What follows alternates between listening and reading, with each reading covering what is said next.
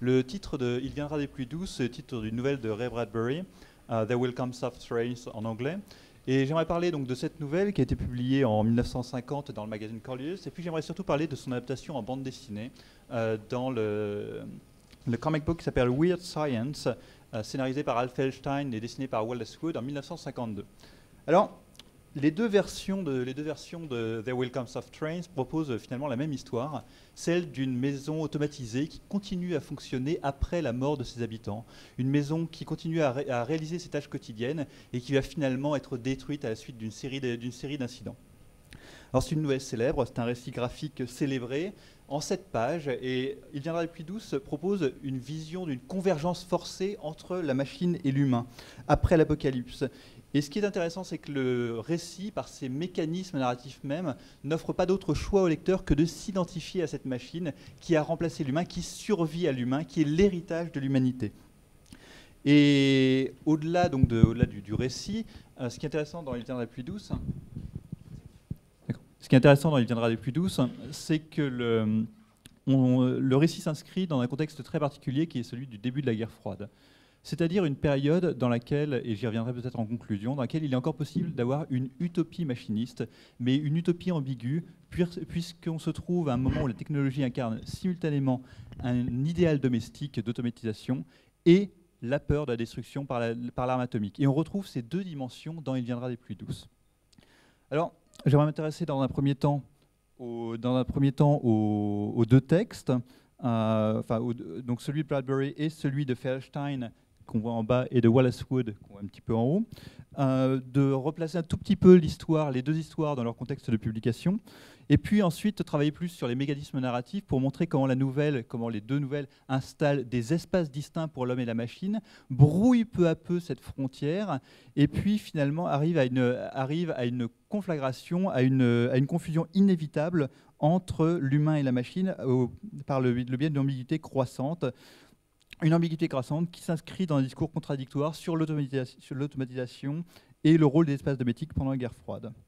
Alors, There Will Come Soft Trains est publié donc dans Colliers en 1950, mais la nouvelle est surtout connue parce qu'elle fait partie des chroniques martiennes de Bradbury, qui sont reprises en recueil quelques années plus tard. Et ce qui est intéressant dans les chroniques martiennes de Bradbury, si vous connaissez le recueil, c'est que ça se termine par une apocalypse. Ça se termine par la destruction, par une guerre nucléaire sur Terre qui conduit les colons humains sur Mars à se considérer comme des Martiens. Et cette apocalypse, c'est par là que Bradbury a commencé. Puisqu'en 1948, la première nouvelle des chroniques martiennes qu'il écrit et qu'il publie raconte cette destruction finale de la Terre. Il viendra des pluies douces, c'est la nouvelle qui précède immédiatement cette ultime nouvelle, dont j'ai donné un extrait ici, The Millennium Picnic, et qui raconte donc le moment de la destruction, le moment de l'effondrement de la civilisation. Alors l'histoire telle que la raconte un narrateur omniscient, elle est très simple. Elle couvre 24 heures en août 2046, une maison automatisée qui se dresse au milieu d'une ville ravagée en Californie.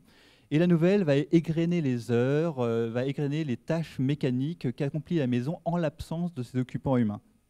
Ensuite, donc elle va préparer le déjeuner, elle va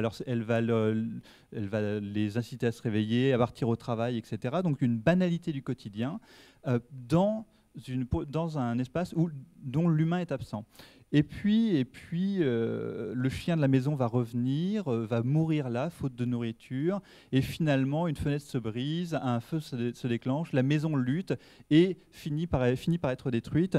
Et ce que je vous ai reproduit juste là, c'est l'avant-dernière case du récit, c'est-à-dire l'effondrement final de cette maison, la nouvelle se conclut 24 heures après son départ, à 7 heures du matin, le lendemain. Alors l'adaptation est un processus intéressant parce que Ray Bradbury avait donc commencé en 1948 à publier ces nouvelles des chroniques martiennes, mais ce n'est pas encore l'auteur célébré qu'on connaît aujourd'hui. C'est-à-dire que Bradbury, en 1948, c'est encore un petit auteur de science-fiction qui certes a eu une petite notoriété en dehors du ghetto de la science-fiction, mais qui n'est pas le monstre sacré du genre qu'on peut connaître aujourd'hui. Et puis, simultanément, les EC Comics sont des comics qui présentent sans doute la plus grande qualité à l'intérieur du petit ghetto de la bande dessinée grand public américaine. Et donc on a un mécanisme d'adaptation qui se fait d'abord par un emprunt, puisque Hal Feldstein, scénariste, est contraint d'écrire des scénarios pour 5-6 magazines par mois. Alors il emprunte pour ses récits courts, il puise dans des fonds communs, il puise dans des histoires connues, puis au bout d'un moment, il plagie Bradbury. Et Bradbury découvre, qui lit les comic books, découvre par hasard cette adaptation et envoie une lettre fort aimable aux EC Comics en leur disant « Mais écoutez, j'étais très content de cette adaptation, par contre je m'étonne de ne toujours pas avoir reçu mon chèque ». Et la relation va être normalisée. Et le résultat de cette adaptation, de cette relation normalisée, c'est la première adaptation officielle de Bradbury, qui est « Il viendra des pluies douces ». Alors, la nouvelle elle-même, finalement, ce n'est pas une nouvelle très originale, parce que ce récit d'un monde contrôlé par des machines automatisées après la disparition de l'humanité, on le retrouve déjà en 1934. Ça, c'est un extrait d'une nouvelle de Campbell, Night, qui est paru dans Astounding. Et dans Night, un voyageur se retrouve pris dans une tempête. Enfin, c'est toujours les histoires aéronautiques des années 30. Un aviateur est pris dans une tempête, arrive dans le futur et découvre que l'humanité a disparu, il ne reste plus que des machines. Donc Campbell va écrire ça 2 fois, en 34, 35, et puis on trouverait sans doute de multiples autres exemples. Donc, cette idée-là de la nouvelle de Bradbury, elle n'est pas si originale, elle n'est pas si novatrice. Mais ce qui est intéressant dans cette nouvelle courte, c'est sa concision. C'est le fait qu'il n'y ait pas de voyageur humain. C'est le fait qu'il n'y ait pas de dispositif. Il n'y a pas de récit cadre. Il n'y a pas d'explication. On commence sur cette maison, et on termine sur cette maison, et entre-temps, l'humanité n'a pas reparu. On n'a pas d'autre regard que celui de ce narrateur qui observe sans qu'on sache très bien qui il est. Alors, la tâche d'adapter la nouvelle revient à Hal Feldstein, qui est le scénariste attitré de la plupart des comics de EC, et il va garder 60-70% du texte de la nouvelle d'origine. Alors, les EC Comics présentent de très très nombreux récitatifs. C'est-à-dire qu'il y a énormément de texte. En 7 pages, on a quasiment toute la nouvelle, avec quelques toutes petites omissions. Donc, un grand respect de l'original, et l'adaptation va reposer sur ce qu'en fait Wallace Wood, qui illustre le récit, et qui, par son illustration, va transformer une partie du récit de Bradbury. Alors, tout commence dans l'adaptation évidemment par l'incipit de la nouvelle, qui est quelque peu différent de ce qu'on voit dans le récit graphique, puisque la nouvelle commence par le récit de la maison qui s'éveille, sans autre précision, alors que le récit graphique évacue tout suspense quant à la maison automatisée. On est déjà dans la catastrophe. La première chose qui est présentée, c'est la destruction, c'est cette scène d'une destruction inévitable, irrévocable. Donc on évacue le suspense, et le paragraphe qui ouvre le récit graphique, celui qui se trouve en haut là, c'est en réalité un paragraphe qui se trouve après une page d'un nouvel de Bradbury. Donc un choix délibéré d'évacuer le suspense, d'évacuer l'ambiguïté, de se concentrer sur le récit de la maison vide. Alors qu'est-ce que c'est que cette première image? Donc c'est une image qui prend la moitié de la première page. C'est l'entrée de l'adaptation par des volumes abstraits, puis par la masse noire du mur, et sur la masse noire du mur s'inscrivent en négatif les silhouettes des occupants de la maison, les contours parfaits dans lesquels on reconnaît la trace d'une Amérique très contemporaine. Ce n'est pas l'Amérique de 2046, c'est bien sûr l'Amérique de 1950, de 1952, peut-être même d'un petit peu avant. Cette humanité très contemporaine, et puis une petite trace de futurisme, cette tondeuse à gazon bardée, hérissée de fils, qui est un signe ostensible de futurisme, un signe ostensible de la machine, mais qui finalement ne fait que renforcer par contraste l'aspect banal, contemporain de la scène qui a été figée. On pense évidemment aux silhouettes d'Hiroshima, on pense à ce qui a été brûlé, ce qui est l'empreinte, littéralement la trace.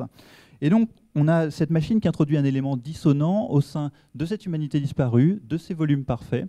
Et puis, finalement, la lecture de cette case se termine par le petit crâne bleuté en bas à droite, qui ne laisse aucun doute sur le sort de l'humanité.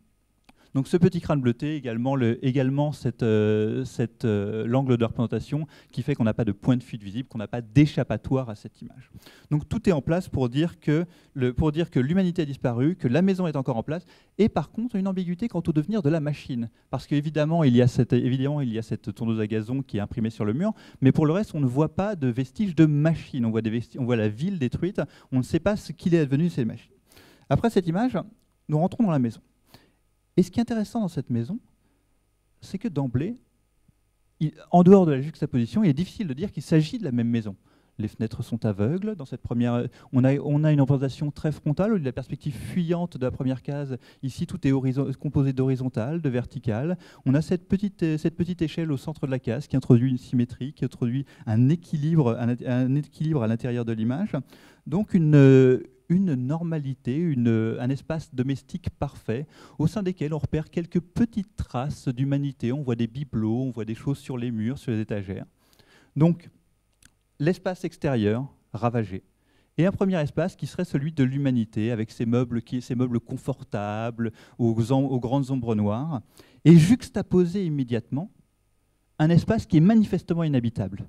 Cet espace inhabitable, c'est un espace aux perspectives sinueuses, dans lesquelles les choses se dirigent vers le lecteur, un espace dans lequel il n'y a pas de sol, un espace dans lequel on reconnaît peut-être déjà l'esquisse d'un visage dans la machine qui s'anthropomorphise un tout petit peu sur la droite. Donc un espace qui est celui purement de la machine. Et ce que suggère Wood ici, c'est que la séparation entre les deux cases, qui se lie habituellement comme l'indication de la séquence en bande dessinée, c'est aussi une juxtaposition spatiale. Ici, le mur, la séparation entre les deux cases, c'est aussi un des murs de la maison. On a donc à la fois une séquence qui s'inscrit dans cette toute première page du récit et déjà une juxtaposition d'espace, qui est la juxtaposition des cases sur la page. On parle en bande dessinée d'une opposition entre le séquentiel et le tabulaire. Et là, on a une page qu'il est difficile de lire strictement comme une séquence d'événements puisqu'il n'y a pas d'événements. Il ne se passe rien. Donc, cette délimitation de trois espaces, qui rappelle aussi une métaphore classique de la page de bande dessinée, qui est de considérer qu'il y a une métaphore architecturale, que la page de bande dessinée, c'est déjà un plan, c'est déjà presque une maison, un bâtiment. Cette délimitation, elle suggère donc que l'humain et la machine sont radicalement distincts, radicalement différents. Et pourtant dès la première case du récit, une ambiguïté s'installe. Cette ambiguïté, c'est la bulle. Alors, on a de nombreuses manières de rapporter des paroles en bande dessinée, notamment le récitatif, c'est-à-dire ces textes au-dessus de la case, notamment les onomatopées, donc du texte hors bulle. Et puis, on a donc cette bulle. Mais cette bulle, ce n'est pas n'importe quelle bulle. C'est une bulle qui nous dit qu'il s'agit d'un locuteur humain. Pourquoi ça nous dit que c'est un locuteur humain? Bien, vous voyez la case que je présente juste à droite. C'est une autre adaptation de Bradbury dans le numéro suivant de Weird Science. Et ce qui sort de la machine, la communication qui est transmise par un biais mécanique, est présentée, et c'est vraiment un code dans les EC Comics, est présenté à travers ces bulles au contour légèrement déchiqueté sur un fond jaune. Donc on nous dit d'emblée que cette machine-là, c'est quelque chose qui s'approche de l'humanité. Ensuite, cette disposition, cette ambiguïté qui s'installe entre l'humain et la machine, elle est renforcée par un léger changement par rapport à la nouvelle. Dans la nouvelle, on a des verbes introducteurs de récit, introducteurs de dialogue, de prise de position, qui nous précisent que la maison a de multiples voix. Alors là, c'est un petit peu couvert par l'image, mais on voit qu'il y a donc une première voix, puis une seconde voix. Élision des verbes introducteurs dans l'adaptation graphique, la machine parle d'une seule voix. La machine devient un protagoniste unique et non plus une collection de dispositifs. Notez également que les formes des haut-parleurs qu'on voit sur les murs sont extrêmement proches d'une pièce à l'autre. On a donc cette idée de constitution d'un protagoniste unique, là où la nouvelle de Bradbury proposait un ensemble de dispositifs qui étaient juxtaposés. Et puis, on a encore un autre jeu intéressant sur le dispositif de la bande dessinée. Ça, c'est quelque chose d'extrêmement commun. pour varier les représentations à l'intérieur d'un récit graphique, on a tendance à sortir de la pièce et à faire pointer une bulle vers l'intérieur de la maison pour dire quelqu'un parle à l'intérieur de cette maison.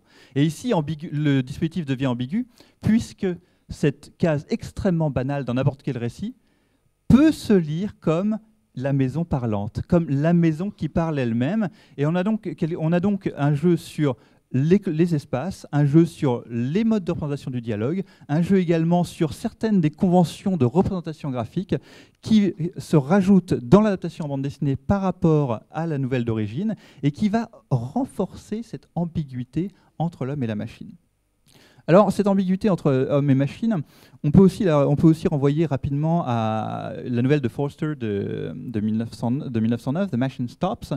Donc Forster, en 1909, décrivait un monde entièrement automatisé dans lequel les gens ne quittaient pas leur pièce, ne quittaient pas une pièce entièrement recouverte de boutons, qui permettait d'avoir accès à une sorte d'Internet, qui permettait de communiquer avec le monde entier, donc une vision peut-être assez familière et extraordinairement prophétique en 1909. Et ce qui est intéressant, c'est que cette nouvelle, qui est un des prototypes de Il viendra des pluies douces, nouvelle prototype parce qu'elle se termine par la destruction de la machine et par une humanité qui est obligée de regagner un extérieur que l'on dit ravagé par la guerre, donc des parallèles très flagrants entre les deux histoires. Et bien cette nouvelle, elle avait déjà été adaptée par qui d'autre que Wallace Wood sur un scénario de Harvey Kurtzman, le même dessinateur. Et comment Wallace Wood avait-il illustré cette The Machine Stops dans une version un peu parodique? Eh bien, il avait notamment retracé une chronologie du développement de l'humanité prisonnière des machines. Et voici sa scène de 1952, voici sa scène de 100 000 après Jésus-Christ, et qu'est-ce que l'on constate? Eh bien, on constate tout simplement que le prototype de l'espace domestique réservé à l'humanité dans Il viendra des pluies douces, c'est cette vision de 1952, une vision bien contemporaine, alors que le prototype de l'espace réservé à la machine, c'est la vision futuriste. Et donc il y a de manière délibérée de la part de Wallace Wood la volonté de ramener l'espace domestique vers le présent, vers le contemporain. Il a modelé sa version de l'espace réservé à l'humanité dans Il viendra des pluies douces sur un environnement extrêmement contemporain, extrêmement reconnaissable. Et donc, il atténue de ce fait la dimension futuriste qui est présente dans la nouvelle de Bradbury. Il ramène vers le présent, il ramène vers le rapport de l'humain à la machine au moment de l'écriture de la nouvelle. Alors bien sûr, c'est le mécanisme de la science-fiction. La science-fiction, ça parle du présent, mais ici, c'est ostensible et ça se fait par le biais d'un dispositif graphique. Et l'effet produit par ce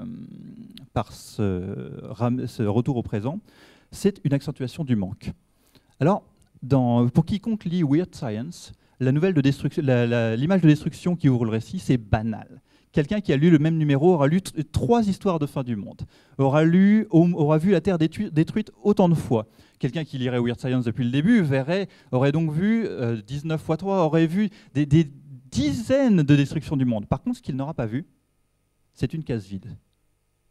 Parce qu'une case vide, dans un récit de 7 pages, sur la structure des nouvelles à chute, c'est la transgression absolue. Une case dans laquelle il ne se passe rien, c'est le manque qui est souligné. Et une série de cases dans lesquelles il ne se passe rien, c'est un manque qui devient terrifiant. Et ce manque terrifiant, c'est une invitation au lecteur à se réinvestir dans le seul protagoniste qu'on lui propose. Un protagoniste peu actif, un protagoniste qui n'est signalé que par les bulles, que par ce qu'il dit, et ce protagoniste, c'est la maison. Et donc, à l'intérieur de ces nouvelles extrêmement mécanistes, de nouvelles à chute, des nouvelles extrêmement concentrées, l'idée d'avoir des cases vides, l'idée d'insister sur cette représentation de l'absence, c'est une manière de ramener le lecteur vers la machine, et c'est le mécanisme fondamental qui permet l'identification, qui permet l'ambiguïté entre humain et machine. Alors, cette confirmation du statut d'humain, du statut de presque humanité de la machine, elle va se faire aussi par des tests. la confrontation avec l'animal. Alors je passe assez rapidement pour vous dire sur le pauvre chien de la maison qui revient, qui se fait peu à peu écraser par les récitatifs dans le premier strip, qui est ensuite une nouvelle fois séparé de la cuisine dans laquelle il y a de la nourriture par la séparation entre les cases. De nouveau, cette idée que la séparation entre les cases, c'est un mur, c'est quelque chose d'infranchissable, qu'on est sur une topographie de la maison. Et puis le chien qui va finalement disparaître dans le hors-case entre l'avant-dernière et la dernière case de la page, comme s'il n'avait jamais été là. Donc la maison évacue le chien, évacue l'animal. La maison et la machine qui l'habite, qui l'anime. La maison, ça n'est pas l'animal. Ensuite, la maison, ça n'est pas la nature. La nature qui se manifeste sous la forme de cet arbre improbable qu'on n'a pas du tout vu sur la première case, mais arbre qui survient comme un Deus ex machina et qui vient fracasser la maison, pénétrer la maison, rompre le cloisonnement des espaces. Et peu à peu, on va voir, à mesure que le feu ravage la maison, on va voir les séparations entre l'espace des humains et l'espace des machines qui se détériorent, qui s'amenuisent, les voix deviennent tragiques, on le voit dans le récitatif en haut, ces voix automatiques sont tragiques, elles se plaignent, elles appellent au secours, donc à mesure, les voix s'humanisent et les séparations entre les espaces se dissolvent jusqu'à ce qu'il ne reste plus de la maison, qu'une dernière case que j'ai montrée tout à l'heure. Ah, panique. Qu'il ne reste plus de la maison qu'une dernière case dans laquelle on voit, je l'ai montré tout à l'heure, le mur et le haut-parleur qui répète « Nous sommes en 2046 ». Et la couleur du mur, un bleu léger, c'est la couleur du crâne de la première case. Et on a une réunion de la machine et de l'humain, notamment par cette colorisation qui n'est pas due à Wallace Wood, qui est due à Marie Séverin. Et alors, je voudrais revenir un tout petit peu sur un point qui me paraît intéressant, qui est que le travail sur le texte s'est fait aussi sur cette idée de renforcer l'ambiguïté. Il y a un seul passage significatif omis de la nouvelle de Bradbury, c'est le passage que je lui ai reproduit là, enfin deux petits passages. Et qu'est-ce que nous dit ce passage? Il nous dit que la maison est un hôtel vide dédié à des dieux absents. Il nous dit que la maison est une coquille vide, que la maison c'est une maison hantée. En élidant ce passage-là, donc seul passage significatif qui disparaît au moment de l'adaptation, on prive la maison de cette idée d'une coquille vide, d'un hôtel, d'une fonction religieuse, et on lui donne la possibilité d'être perçu comme protagoniste. Donc là, il y a vraiment un travail à l'unisson du dessinateur, de l'illustrateur, qui prend en charge l'adaptation, et puis une toute petite omission, qui est celle qui est due au scénariste, mais qui vient renforcer, qui vient permettre une nouvelle fois cette ambiguïté. Alors, cette nouvelle, c'est une nouvelle donc célébrée, c'est une nouvelle passionnante, c'est une nouvelle que je vous invite à trouver et à lire, mais on peut également la replacer dans un contexte très particulier qui est celui du début de la guerre froide. Alors ça, c'est la rencontre entre Nixon et Khrouchtchev en 1959, ce qu'on a appelé le Kitchen Debate. Qu'est-ce que c'est que ce débat de la cuisine? Eh bien, Nixon est alors vice-président des États-Unis, et on organise à Moscou une exposition des maisons modèles américaines. Et Nixon et Khrouchtchev vont visiter cette maison modèle, cette cuisine modèle, et en faire une sorte de métaphore du conflit de la guerre froide, puisque Khrouchtchev expliquera que bien sûr l'Union soviétique peut produire ce genre de cuisine modèle. Nixon répliquera que tout le monde peut se la payer aux États-Unis, et ils finiront par une discussion sur le rôle de la femme dans les deux pays. Et donc on a cette idée quand même, que dans la guerre froide, et ça a été assez bien théorisé, la cuisine, l'espace domestique, devient assez rapidement un substitut pour le conflit atomique qui n'est pas envisageable, pour le conflit atomique qui se terminerait en destruction mutuelle. Et donc on a l'élévation du domestique au rôle d'enjeu au sein de la guerre froide, au sein du conflit entre les superpuissances. Et d'ailleurs, une des cuisines présentées lors de l'exposition à Moscou, c'est la Miracle Kitchen de Whirlpool. Et qu'est-ce qu'on voit au sol dans cette Miracle Kitchen? On voit un de ces petits robots nettoyeurs, certes beaucoup moins réussi que celui présenté par Wallace Wood, mais qui est le symbole parfait du futurisme souhaité. Et on a donc cette idée que dans la nouvelle de Wood, de Bradbury, Wood et Feldstein, on a une anticipation, une prise de conscience du fait que cette cuisine, que cet espace domestique va devenir un enjeu majeur des représentations de la guerre froide dans la fin des années 50. Et évidemment, tout ça se fait notamment par le basculement dans le présent de la nouvelle au niveau de la représentation graphique qui a été mise en place par Wood lui-même. Alors, au-delà de cet idéal de domesticité de la guerre froide, ce qui est intéressant dans la représentation de Wood, c'est qu'il présente quelque chose qui s'inspire beaucoup de ces représentations qu'on voit dans les magazines populaires de la cuisine du futur. Mais ce qui a été bien montré, c'est que ces modèles de cuisine du futur sont des modèles qui sont inhabitables. Ce sont des modèles inhabitables parce que ce sont des modèles qui ne correspondent à aucun usage, des modèles qui restent parfaits. Que faisaient les gens lorsqu'on leur présentait une cuisine parfaite, un modèle de cuisine parfaite? Ils mettaient une vieille table en bois. L'occupation, l'utilisation des espaces modernistes parfaits est toujours une trahison de l'intention de ses créateurs. Mais ce que fait Wood, c'est présenter la version idéalisée, la version parfaite. Un espace unique, un espace d'ailleurs soustrait au marché.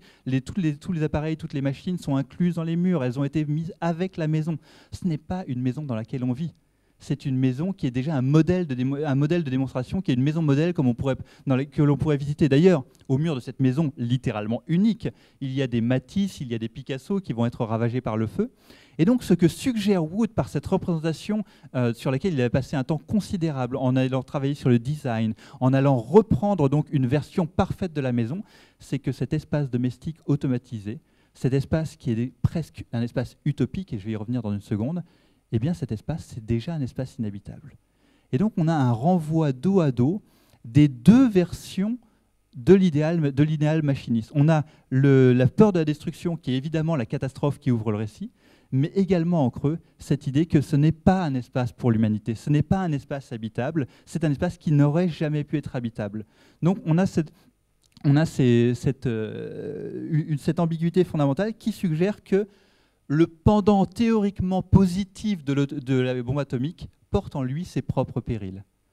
Alors, j'aimerais conclure assez rapidement voilà, je voulais montrer le mur bleuté qui renvoie par sa disposition et par sa couleur au crâne de la toute première case. Alors, ce que j'aimerais conclure en évacuant une piste. La piste tentante, c'est celle des gender studies. C'est celle de se dire, mais finalement, est-ce que cette maison, cet espace domestique très féminisé, avec ses formes de machines un peu érotiques, très douces, est-ce qu'il ne faudrait pas absolument lire ça comme dans le contexte des rapports entre les sexes pendant la guerre froide? L'idéal de la femme, dans la banlieue américaine, l'inquiétude de la femme qui deviendrait une femme qui ne ferait que pousser des boutons, the push button housewife, c'est une des grandes terreurs de l'époque. Est-ce qu'il ne faudrait pas absolument dire ça? Et surtout que dans Blob, Wallace Wood avait représenté la machine comme enfermant progressivement la femme dans un espace, et pas l'homme. L'homme, lui, était tranquille et finissait d'ailleurs par s'affranchir complètement de la femme pour se faire fabriquer des petits robots sur mesure lorsqu'il en avait l'envie. Donc il y a cette tentation de la lecture en termes de gender studies que je vais évacuer, faute de temps, de place, et puis un peu d'envie. Et j'aimerais plutôt prendre la piste de l'utopie. Alors Fredric Jameson, dans un ouvrage assez récent sur l'utopie et la science-fiction, s'est intéressé sur la précondition de l'utopie et puis sur les rapports entre utopie et science-fiction, et dit une chose toute simple, qui est que l'utopie en science-fiction, c'est d'abord une enclave. L'utopie, c'est nécessairement quelque chose qui est séparé de l'extérieur. Dispositif qui fonctionne ici. Et que l'utopie en science-fiction est impossible et finit toujours par un effondrement, une irruption du monde extérieur qui vient mettre fin à l'expérience utopique, à l'élan utopique. Alors on a quelque chose ici qui nous suggère qu'il viendra des pluies douces avec cette maison parfaite, cette maison malgré tout idéale. Ça s'inscrit dans ce courant utopique, ça s'inscrit dans une sorte au moins d'élan utopique qui est très présent dans la science-fiction, qu'on pense aux fondations d'Asimov ou à d'autres. Donc, un élan utopique. Et puis ce que dit Jameson, c'est que l'utopie n'est finalement possible que lorsqu'elle traite d'un sujet qui n'est pas encore entièrement intégré par la société, qui n'est pas encore entièrement intégré au corps social. L'utopie, c'est un espace de débat, un espace de discussion sur quelque chose qui n'est pas encore totalement intégré. Et j'aimerais proposer l'idée que ce que fait cette utopie machiniste de Wallace Wood, Feldstein et Bradbury, c'est nous signaler un moment où l'utopie machiniste, l'utopie de l'automatisation est encore possible. Elle est encore possible avant d'être précisément naturalisée, inscrite dans la vie quotidienne, comme le prouvera le Kitchen Debate entre Nixon et Khrouchtchev quelques années plus tard. Et qu'on est donc là en 1952, sur le dernier moment d'une utopie machiniste possible, déjà dénoncée, qui ressemble déjà à une dystopie, qui ressemble déjà à ces utopies ambiguës comme Nous autres de Zamiatine, avec ses maisons de verre. Utopie ambiguë, mais utopie encore possible, et les derniers moments d'un idéal machiniste qui bientôt ne sera plus présentable tel quel.